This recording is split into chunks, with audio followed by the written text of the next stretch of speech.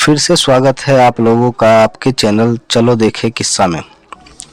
आज की कहानी में एक लड़की के जीवन में कोरोना का कितना बड़ा प्रभाव पड़ा, उसने कितनी ही यातनाएं झेली, ये जानकर आप सब भी कांप उठेंगे। आज की कहानी का शीर्षक है प्रज्ञा का प्यार और प्रभु का अत्याचार। रमेश सुबह समय पर उठा नहीं तो प्रज्ञा को चिंता हुई। उसने रमेश को उठाते हुए उसके माथे पर हाथ रखा। माथा तप रहा था। प्रज्ञा घबरा उठी। रमेश को तेज बुखार था। 2 दिन से वह खांस भी रहा था। प्रज्ञा ने कल इसी वजह से उसे ऑफिस जाने से मना कर दिया था। उसने जल्दी से रमेश को दवा खिलाकर माथे पर ठंडे पानी की पट्टी रखी। प्रज्ञा और रमेश की शादी को अभी ज्यादा वक्त नहीं गुजरा था। 2 साल ही हुए थे। पिछले साल सास ससुर उसके साथ ही रहते थे, मगर कोरोना में प्रज्ञा की जेठानी की मौत हो गई थी। उसके बाद सास ससुर बड़े बेटे के पास रहने चले गए। उसके बाद कोरोना का प्रकोप बढ़ता ही गया। पिछले कुछ समय से टीवी चैनल पर दिल्ली के अस्पतालों में कोरोना से जूझने वाले की हालत देखकर वह वैसे ही परेशान थी। कहीं वेंटिलेटर नहीं तो कहीं ऑक्सीजन नहीं। मरीज को अस्पतालों में बेड तक नहीं मिल रहा था। ऐसे में अब उसका क्या होगा, यह सोचकर ही वह कांप उठी। जल्दी से उसने माँ को फोन लगाया। माँ, रमेश को सुबह से बहुत तेज बुखार है, क्या करूं? माँ ने कहा, बेटा ये समय ही बुरा चल रहा है। राजू भी कोरोना पॉजिटिव है, वरना उसे भेज देती।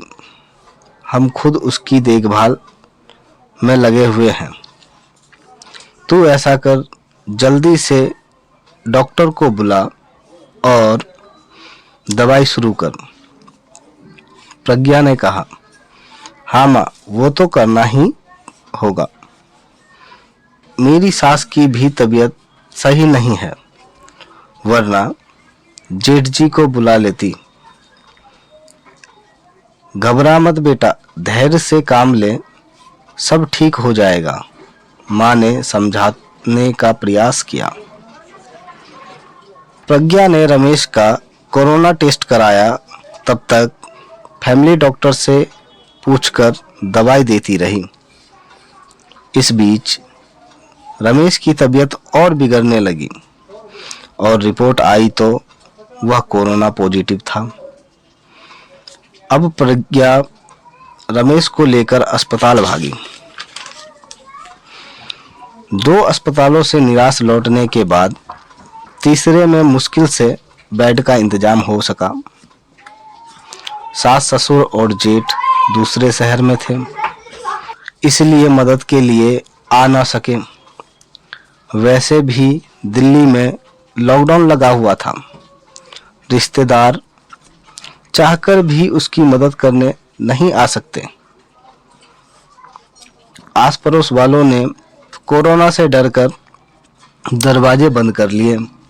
तब प्रज्ञा ने अपने दोस्तों को फोन किया, पर उन सब ने भी बहाने बना के टाल दिया। अकेली प्रज्ञा पति की सेवा में लगी हुई थी। अस्पताल में मरीजों की लंबी कतारों और मौत के तांडव के बीच प्रज्ञा खुद को बचाते हुए पति के लिए दौड़ भाग करने लगी। कभी दवा की पर्ची लेकर भागती तो कभी खाना लेकर, कभी डॉक्टर से गिड़गिड़ाती तो कभी थक हार कर बैठ जाती। उसे कोरोना वार्ड में जाने की इजाजत नहीं थी। बाहर रिसेप्शन पर बैठकर ही पति की ठीक होने की कामना करती रहती। उस पर पति की तबीयत अच्छी होने के बजाय बिगड़ती ही जा रही थी। उस दिन भी डॉक्टर ने पर्ची में कुछ दवाइयाँ लिखी। प्रज्ञा दवाई लाने गई, मगर जो दवाई सबसे जरूरी थी वही नहीं मिली। अस्पताल में उसका स्टॉक खत्म हो चुका था। अब वह क्या करेगी?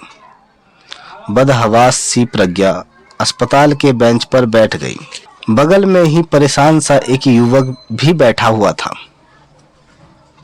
प्रज्ञा ने उसकी तरफ घूमते हुए पूछा, आप बता सकते हैं कि यह दवाई मुझे कहाँ मिलेगी? मैं खुद यह दवाई ढूंढ रहा हूँ, उस युवक ने कहा। आसपास तो मिली नहीं। मेरे दोस्त ने बताया है नोएडा में उसकी शॉप है। उसने कुछ दवाई स्टॉक करके रखी है, वह मुझे दे देगा। अभी जाने की ही सोच रहा था। पर्ची लाइए, मैं अपने साथ आपकी भी दवाई ले आता हूँ। बहुत मेहरबानी होगी। सुबह से इसके लिए परेशान हो रही थी। पसीना पोंछते हुए प्रज्ञा ने कहा, मेहरबानी की कोई बात नहीं, इंसान ही इंसान के काम आता है। बस इतना दुआ कीजिए कि दवाई वहां मिल जाए। इतना कहकर वो चला गया। करीब 2 से 3 घंटे बाद लौटा तो उसके चेहरे पर परेशानी की लकीरों के बीच खुशी थी। यह लीजिए, बड़ी मुश्किल से मिली, मगर मिल गई, यही बहुत है। बहुत बहुत शुक्रिया। कितने की है? प्रज्ञा का चेहरा भी खिल उठा था। अरे पैसे की जरूरत नहीं, आप पहले यह दवाई खिलाइए मरीज को। उस दिन के बाद दोनों में बातचीत होने लगी। वह अपने भाई की देखभाल में लगा था और प्रज्ञा अपने पति रमेश के लिए दौड़ भाग करने में लगी थी। दोनों का दर्द एक सा ही था। प्रज्ञा जब भी व्यथित होती तो उस युवक जिसका नाम प्रतीक था, उसके कंधों पर सिर रखकर रो लेती। कोई चीज लाना होता तो प्रतीक लेकर आता, प्रज्ञा को घर छोड़कर आता। धीरे धीरे तकलीफ के इन दिनों में 2 अजनबी एक बंधन में बंधते जा रहे थे। उनके बीच एक अजीब सा आकर्षण भी था, जो दोनों के इस बंधन को मजबूत बनाता था। एक दिन रमेश का ऑक्सीजन लेवल बहुत घट गया। अस्पताल में ऑक्सीजन सिलेंडर नहीं था। तब प्रतीक ने ये जिम्मेदारी उठाई। पूरे दिन कड़ी धूप में और गर्मी में लाइन में लगकर आखिर वह ऑक्सीजन सिलेंडर लेकर ही लौटा। उस दिन प्रज्ञा ने प्रतीक से पूछ ही दिया, आप मेरे लिए इतना कुछ कर रहे हैं, इतना ख्याल रखते हैं, मगर क्यों? मैं तो आपकी कुछ भी नहीं लगती। फिर बताओ ऐसा क्यों कर रहे हो? प्रतीक ने कहा, पहली बात, हर क्यों का जवाब नहीं होता, और दूसरी बात, हम दोनों जीवन साथी नहीं है तो क्या हुआ, इस दुख की घड़ी में साथ तो हैं। आपके दर्द को मैं बहुत अच्छे से महसूस कर सकता हूँ। आपकी तकलीफ देखकर मुझे दुख होता है। बस किसी भी तरह आपकी मदद करना चाहता हूँ। कुछ समय बाद धीरे धीरे रमेश की तबीयत इतनी बिगड़ गई कि उसे वेंटिलेटर पर रखना पड़ा। अस्पताल में वेंटिलेटर नहीं था। कई वेंटिलेटर खराब हो चुके थे। अब कैसे बचाएगी प्रज्ञा अपने पति रमेश की जान?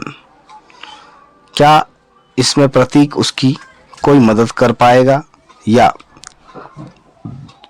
रमेश मृत्यु को प्राप्त होगा? अगर रमेश को कुछ हो गया तो प्रज्ञा का क्या होगा? जानने के लिए सुनते रहिए प्रज्ञा का प्यार और प्रभु का अत्याचार, सिर्फ हमारे चैनल चलो देखें किस्सा पर। धन्यवाद।